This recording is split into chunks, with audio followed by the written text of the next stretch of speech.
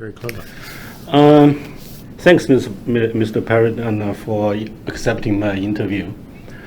And I believe your views would certainly help clear the mist in the air.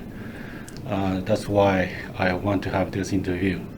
I'm not a journalist, but I would like to do this to help the community, the Chinese community especially. No, I'm happy to work with you, Gangwei, and I understand that this is a time of great fear.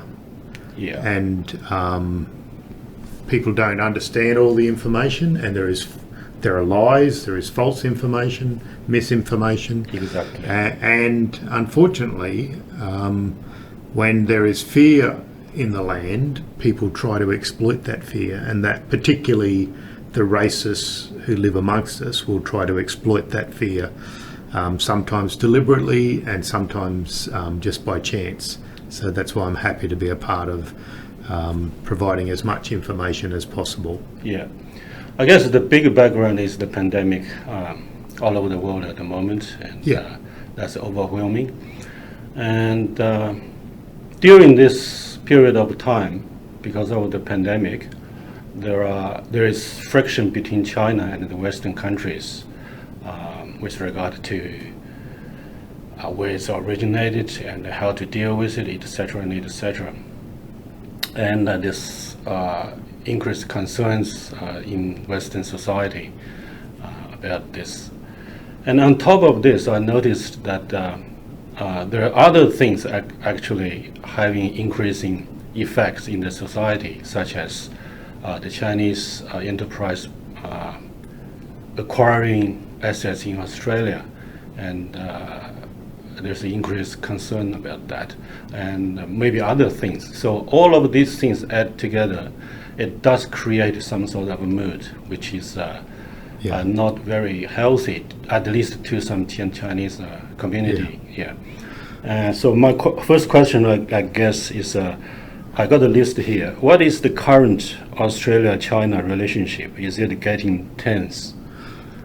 Look, I think connecting the flu, COVID-19 with China is about facts, but connecting COVID-19 with China as if there is any responsibility is not in anyone's interest. The Spanish flu of 1919, we call it the Spanish flu because of its historical origin, but we don't associate it with the Spanish people or anything like that. And likewise, same as COVID-19, it just happened to start in Wuhan, in the Hubei province. It doesn't have any particular connection with the people there at all. And I don't think it's in anyone's interest to ignore our great history of Chinese people coming to Australia, Chinese people calling Australia home. I mean, the first Chinese person set foot in Australia in 1818, 202 years ago. You did a lot of a fantastic job in discovering those history.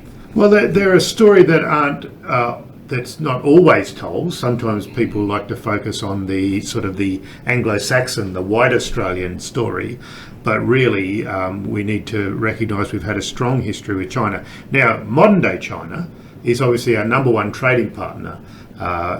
It is a great source of income for Australia because we sell our coal from Queensland, our iron ore, and obviously our education services and other commodities to China. So that has taken a hit lately, and that's in the context of global demand slowing down as people retreat to their villages, retreat to their homes. So I think we will continue to have a strong connection with China, with the Chinese diaspora, wherever they might be, whether it be in Singapore, one of our great trading nations as well, in Taiwan, all around the world. We know that the Chinese diaspora have been scattered far and wide around the world because they've had the courage to get on ships, to get on planes, to go and start new enterprises all around the world. Yeah. In terms of the relationship, because people keep thinking that the relationship between China and Australia will affect the well-being of Chinese community in Australia. I tend to separate these two things, but there is concern there. So in terms of the relationship, let's just put a scale there from 0 to 10, 10 being perfect and 0 being totally cut off, Yeah. What would you say now at the moment? Well, because the pandemic has its origins in Wuhan province, Australia took steps to stop people that might be infected coming to Australia. But we would have done, I would like to think we would do that whether they come from the United States, the United Kingdom, New Zealand, Canada, wherever. Yeah. A disease doesn't care about the race that is carrying it, or the country, the nationality, the flag associated with it. So we made decisions there, and initially I think that has been, it might have been a little bit slow, but perhaps it has been effective. When you look at the curve, the increase, we are seeing that Australia, the spread of the disease of COVID-19 is slowing as we take isolation. We are controlling really well, I guess. Well, keeping our distance is a good thing, Yeah. and keeping our work to a minimum. That's why I was happy to come here, because it is a part of making sure my community understands that we can slow the spread of this, and that is all about meaning we'll have enough ICU bed, we'll have enough ventilators, we'll have enough surgical equipment, medical equipment to look after people who are ill, rather than being swamped by people that are affected. Many people won't even know that they have the disease. The COVID-19, it affects young people in a mile way, many young people, but there'll be people with comorbidities and other fundamental health problems who will die if we don't stop the spread of this disease. Yeah. People say that the relationship between China and Australia is a bit tense at the moment. Do you agree with that? Look, I think it's been under strain for quite a while. Okay. That doesn't, it's like I'm one of 10 children. Not every one of my brothers or sisters is close to me all the time. Sometimes we have some tensions, but we still have a strong relationship. I think Australia and China still have a strong relationship. As I said, people to people, culturally, socially, economically, we still have a lot to do with China. But I think as the Middle Kingdom increases its sway in the world, that has created some tensions. It has happened in the past, but I think Australia and China have such a mature relationship with over 1 million people from with Chinese connections. As I said, some go back 200 years, some go back 2 months. Lots of Australians have connections with the Chinese diaspora, and we'll continue to have a strong relationship, but we do have to keep working at it. At the moment, it is under strain as all societies are turning insular, are turning in on ourselves. So we don't have Chinese Chinese university students coming as much as we would like. We don't have Chinese tourists coming as much as we would like, and that is that Australia will suffer because of that. But I think Beijing understands also that we need to look after the people inside our borders. The Middle Kingdom has always done that. They look after people inside. That is you maintain the mandate of heaven by looking after your people. The Australian government needs to do that. The Chinese government will do that. Different systems, different approaches to what good government is, but I think we can continue to work together. Look, diplomatically, there have been some challenges. I think there has been the odd misstep from perhaps both governments, but I think there is such goodwill and so many good connections that I think we'll continue to rebuild and rekindle that strong friendship. Yeah. So the relationship does go up and down from time to time. Yeah. It's quite normal. It did, and there were bad. If you go back to the 1860s, the Treaty of Peking, that caused tensions in Australia. 160 years ago, we actually had riots here in Australia where Chinese people were hurt and harmed by gangs, mobs, doing the wrong thing, being racist. So it has happened in Australia, but that is 160 years ago. Mostly there will be the odd racist who does something stupid, but most of society will say, "No, mate, we're in Australia. We don't do that. We love we're a strong multicultural Australia, strong multicultural nation. We're all the stronger for having a mix of people from all around the world." Right. Is it correct for me to say that those up and down for the relationship, it wouldn't actually affect the Chinese community here in Australia? No. My main fear would be the rise of racisms, racists and racism. We saw it with the One Nation political party back in 1996. Yeah. They're still around, still happy to exploit fear and division and peddle misinformation to ignorant people. So we do have to be vigilant, and we do have to make videos and inform people as much as possible. Yeah. That is my main fear, that there will be racists who try to exploit the fear associated with the coronavirus to create harm and division in our society. Yeah. But bad people have done that for thousands of years, Gangwei. Bad people always exploit fear. They try to create someone different from us. So we have to be vigilant, and we have to make sure we do what we can to inform people, because those racists, some of them are elected to political office. They are coming. They will come again.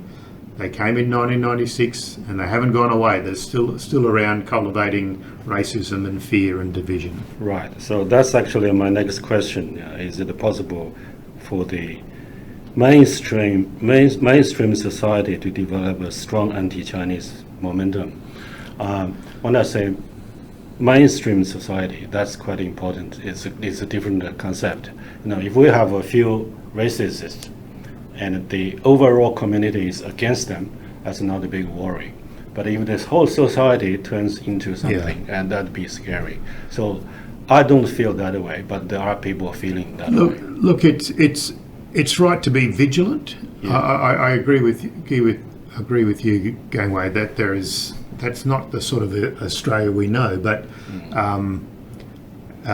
you don't have to look too far. If you look at Indonesia in the 50s and 60s, a harmonious society can deteriorate very quickly when times are tough. And I think the Australian society will take a bit of a beating. We've got a stimulus package being rolled out by the government. So when times are tough, people sometimes look for someone to blame. I don't think that would happen here in Australia. I don't think it would take place in the mainstream. There will always be those fringe elements. We know that the right-wing nationalists are a power to be reckoned with. We've heard that from the head of the Australian Security and Intelligence Organisation, saying that there's a rise of right-wing nationalists, extreme right-wing people, people that go into a mosque in New Zealand and murder people. So we do have to be wary, we have to be realistic, but I think the police are aware of it. The Queensland Police in particular are very well connected into a multicultural community, and I think the Queensland government, the Australian government would be aware that we need to watch for the rise in racism and counter that with facts and information and the things that make Australia great. Mm-hmm. So we don't expect those kind of things, the worst things to happen, do we? I don't expect it, but that doesn't mean we don't prepare. We prepare by making sure we get information out to through respected sources as much as possible. Yeah. Because unfortunately, with social media, bad news that is made up can travel very, very quickly on social media. You see it on WeChat, you see it on Facebook, you see it on Twitter. Yeah. So you do have to be aware that people will spread lies deliberately to create more fear and confusion. Yeah. I guess we are all trying to prevent things to happen, and what you are doing is part of it, obviously. And well, at the moment, my main focus is on supporting people in terms of food, Commonwealth government pensions. But I think in the weeks ahead, there will be a more strategic role, because I've got to say, the one thing about the Chinese diaspora, there are so many strong community groups, you know, from be it in the Taiwanese community, the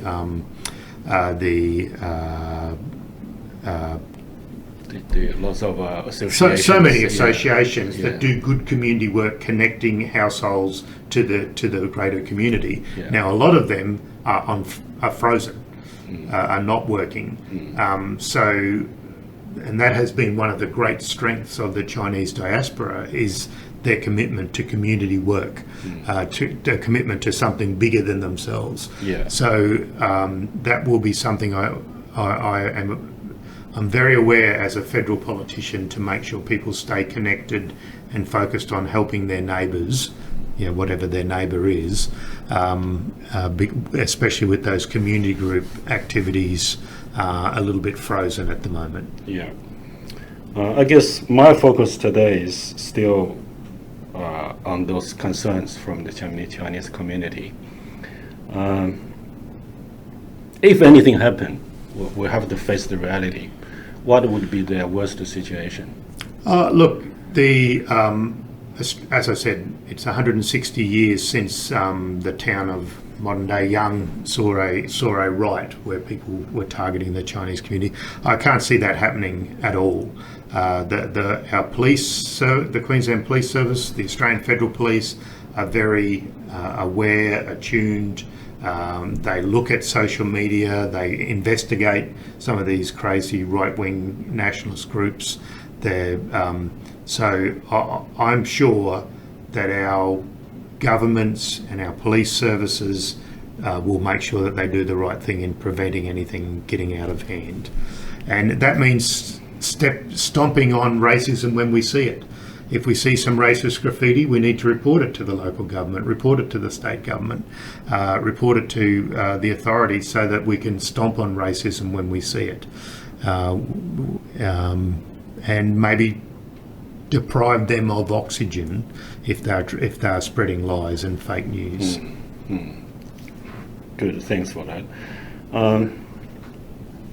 Now, the mainstream society, some people understand, different groups like Chinese, they have a close relationship like yourself. And some other people might not be aware that much. And what are the factors affecting their perception to Chinese community as a whole? Well, look, one of the great ways to combat ignorance is with information.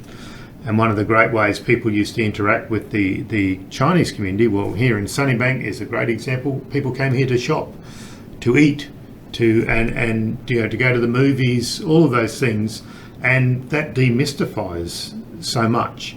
So with people being now sort of locked in their own villages, their own suburbs, so to speak, I think that will be a bit of a problem.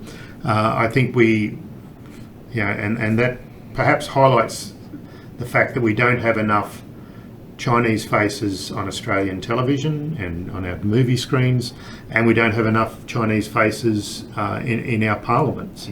Our parliament and our television should look like us, should look like the modern Australia. So that's perhaps highlights that we do need to have those reassuring, familiar faces and familiar voices out there.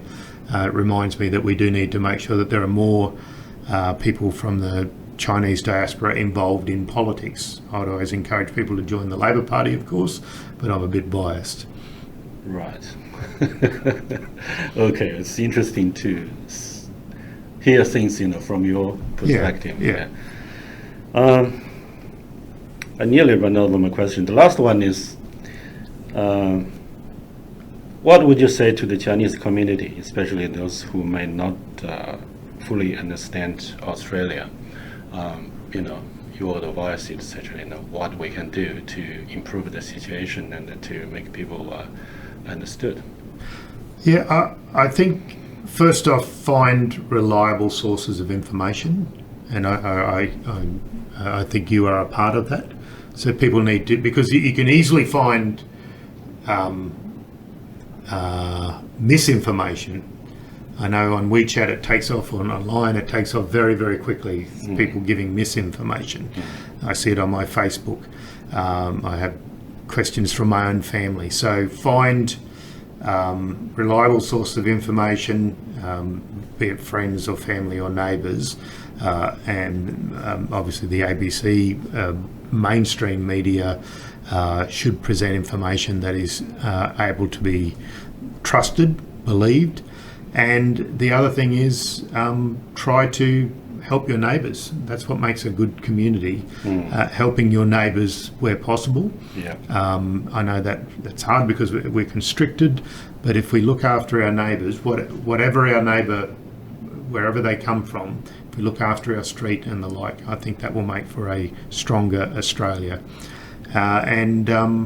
That's a pretty good start. I have faith in our systems. We have we're a strong democracy. We had a council election last weekend. We got through that okay. We've got a strong state government, a strong federal government, a federal system that, where we have Anthony Albanese as leader of the opposition will question what the government is doing. I'm on the Human Rights Committee that will look at some of the policies that are being rolled out, because obviously they are quite draconian in their way.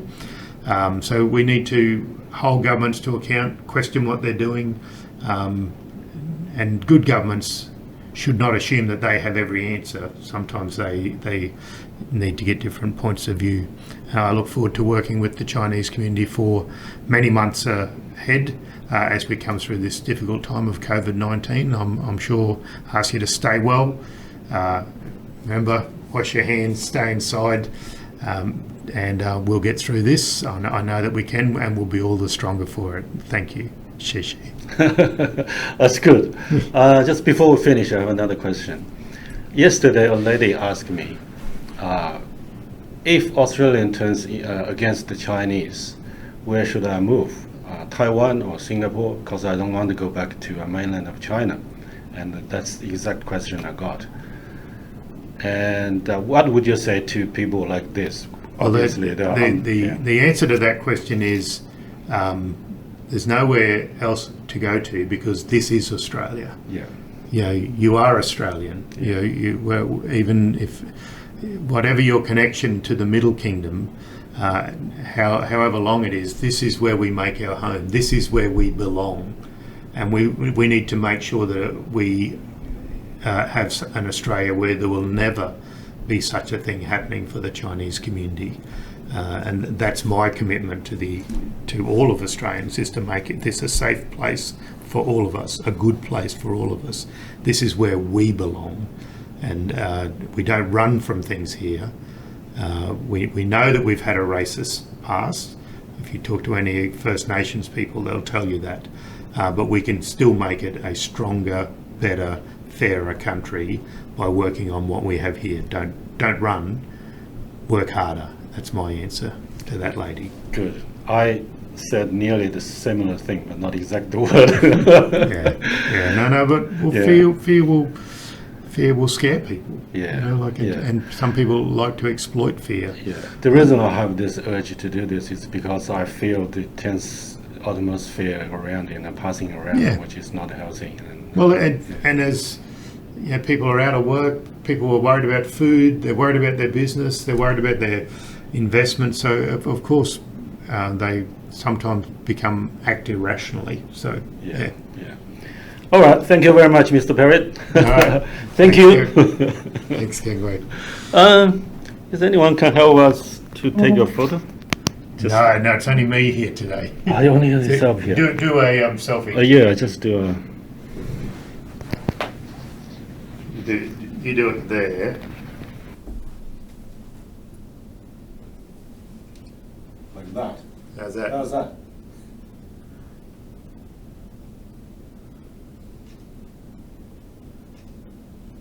We've got matching shirts.